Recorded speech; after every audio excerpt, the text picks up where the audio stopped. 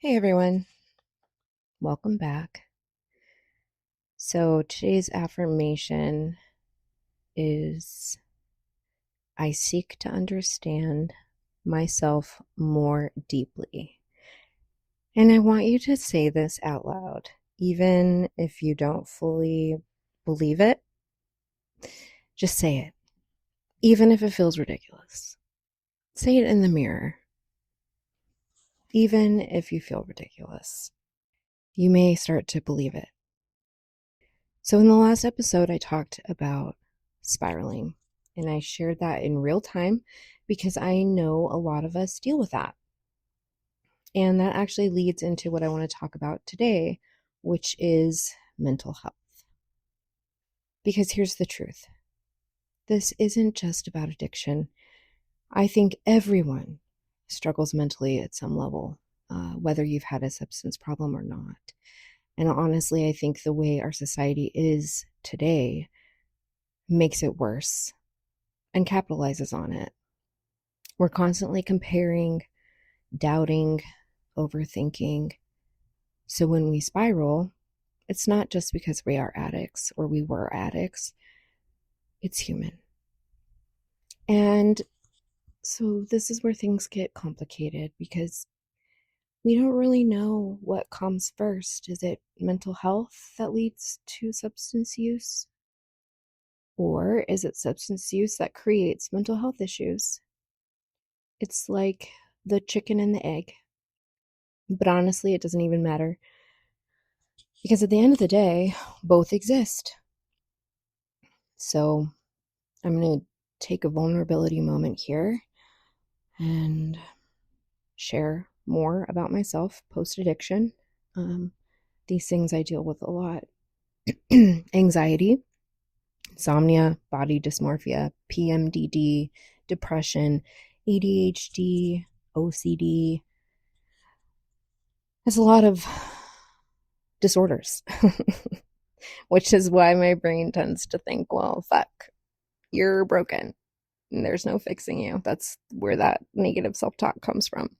So I can't sit here and tell you what started first when I was 12. I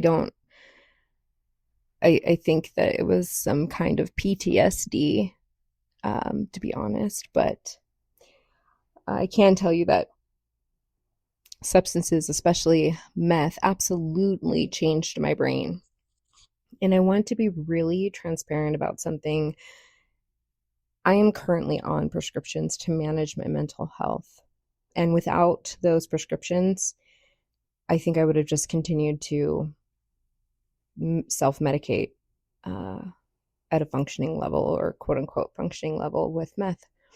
So Adderall actually helped me get off meth.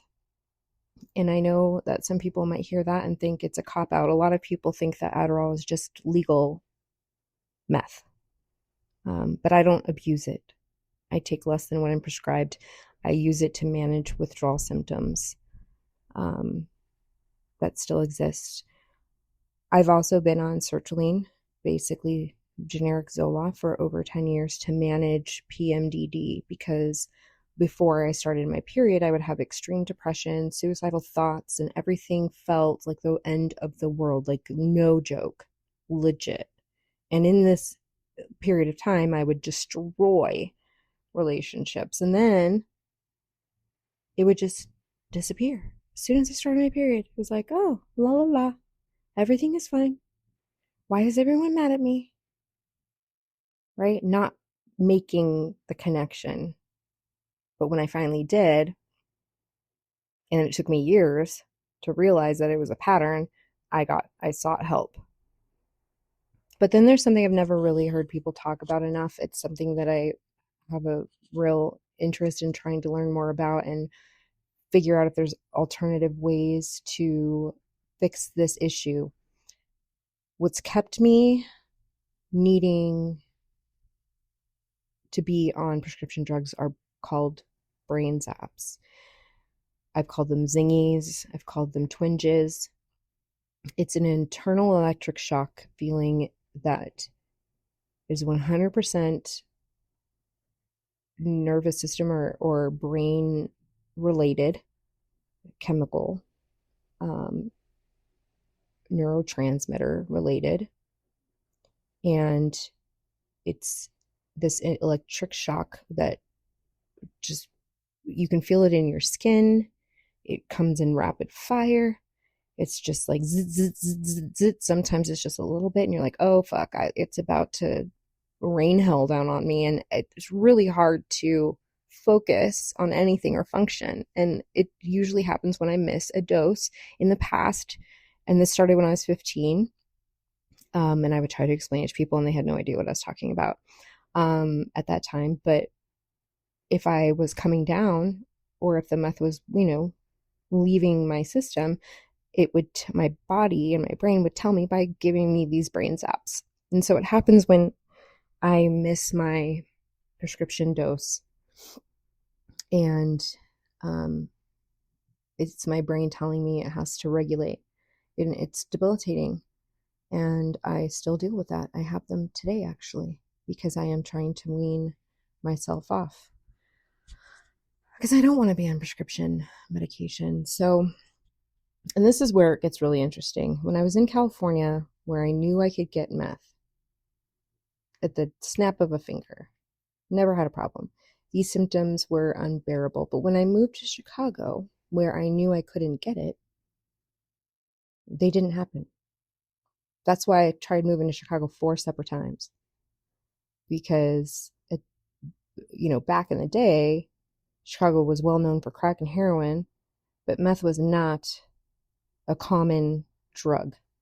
I don't know how it is today, but it wasn't then. And so that's why I kept, my dad lived there, and I kept going to try and correct my life and get sober from meth, because I knew that those twinges wouldn't happen, or those zingies wouldn't happen. So what does that actually tell you?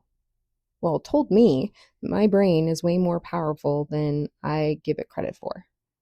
There's a psychological layer to all of this that we don't fully understand yet.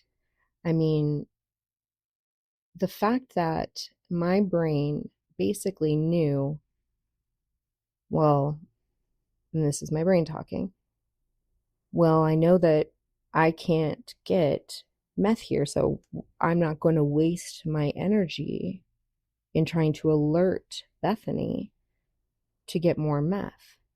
That's insane, right? Like, my subconscious knew there's no point in giving the zaps, because there's no way to actually get what I want. But in California, it was crazy, just constant. Zzz, zzz, zzz, zzz. So the fact, basically, I'm trying to wean off of medication right now, and because I don't fully believe they're the long-term answer, I don't want to be reliant on anything. I want to be able to function without having to feel like I'm forced to take anything. But at the same time, I'm trying to balance not putting myself through that hell that I have described. I mean, it is, I would consider it a disability, and I haven't been able to actually fully write it out. I've gotten to like 2 weeks, and it's just so unbearable. It's made me go back to meth in the past. So this brings me to something really important, and that is the concept and the term dual diagnosis. Clinically, what it means is that you have a mental health disorder and a concurrent substance use disorder at the same time. But in real life, it doesn't feel like 2 separate things. It feels like one feeding the other. And I think that they absolutely are interrelated.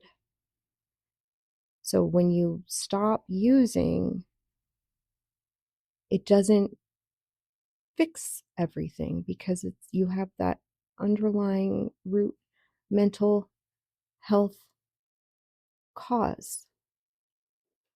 It looks like anxiety you can't turn off, and so in the past you found something to slow it down. So now what? You still have that anxiety, right? Or it looks like depression, where you feel nothing. So in the past you've reached for something just to feel anything. But now what? You still have depression, right?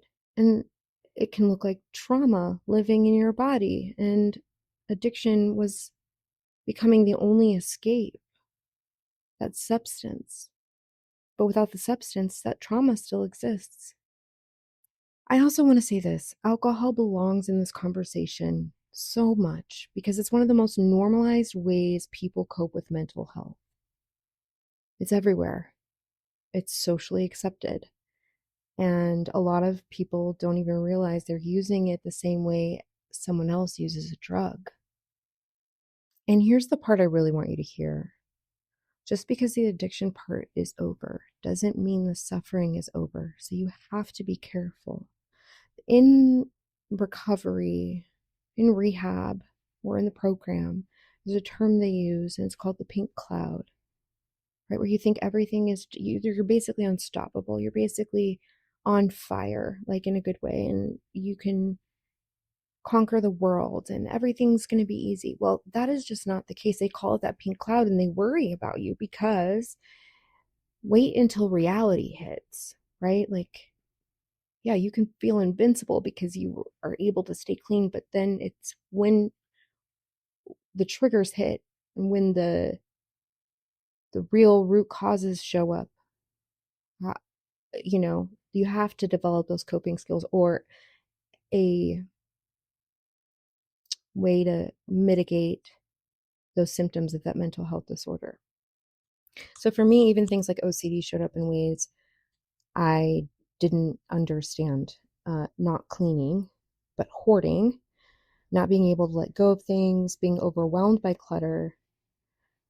And then the ADHD factor comes in and it's like, I can't focus. And so then it just becomes depressing. So it's just a cycle, and that's mental health. So if you take anything from this episode, it's this: don't ignore what's underneath, because that's actually the part that needs your attention now. If this episode resonated with you, I would love for you to keep coming back and listening. I'm going to keep sharing, learning, and figuring this out with you in real time. And wherever you are in your journey, you're not alone.